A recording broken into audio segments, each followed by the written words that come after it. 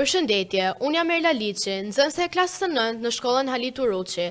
Sot jemi me podcastin Të rinjt flasim dhe të ftuar në podcast sot janë Ajsi Hysa, Eriol Dervishi, Mikaela Gjafa, Fabian Dervishi, Ermela Bali. Stivi Dervishi. Dhe tema që do të diskutojmë sot është diçka që ndodh në jetën e përditshme. Shumë të rinj zgjedhin të komentojnë negativisht online. Dhe si ndikon kjo në jetën e përditshme të tyre? Ato mund të ulin vetbesimin, të shkaktojnë stres, ankth apo mërzitje. Pse është e rëndësishme gjuha që ne përdorim në komentet online? gjuha që përdorim online tregon kulturën tonë, edhe pse fshihemi pas një ekrani nuk do të thotë që ne mund të bëjmë çfarë duam.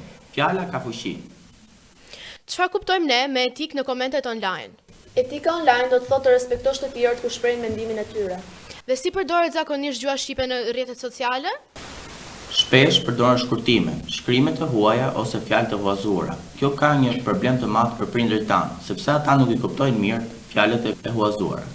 Cili është kufiri midis lirisë edhe fyerjes? Mendimi i lirë shprehet me respekt. Nëse ne fillojmë të flasim me gjuhë urrejtje, atëherë nuk është më mendim i lirë, por është fyerje. Çfarë pasojash mund të kenë komente negative? komentet negative mund të kenë një ndikim shumë të rëndë në vetbesimin e një personi, sidomos tek të rinj. Ata mund të shkaktojnë stres edhe mund të përhapin burim. A keni komentuar ju ndonjëherë negativisht online? Jo, unë personalisht nuk kam komentuar asnjëherë online negativisht, por sepse mua nuk më duket normale ky veprim, por edhe nëse të tjerë do komentoshin për mua online negativisht, unë do t'i anashkaloja. Si mund të reagojmë dhe ndaj komenteve fyese? Ne mund të raportojmë te prindërit, mund të injorojmë ose të përgjigjemi me qetë. Nuk është kur mirë të përgjigjemi negativitetit me negativitet. Çfarë mund të bëjmë ne për të pasur sa më shumë komente etike?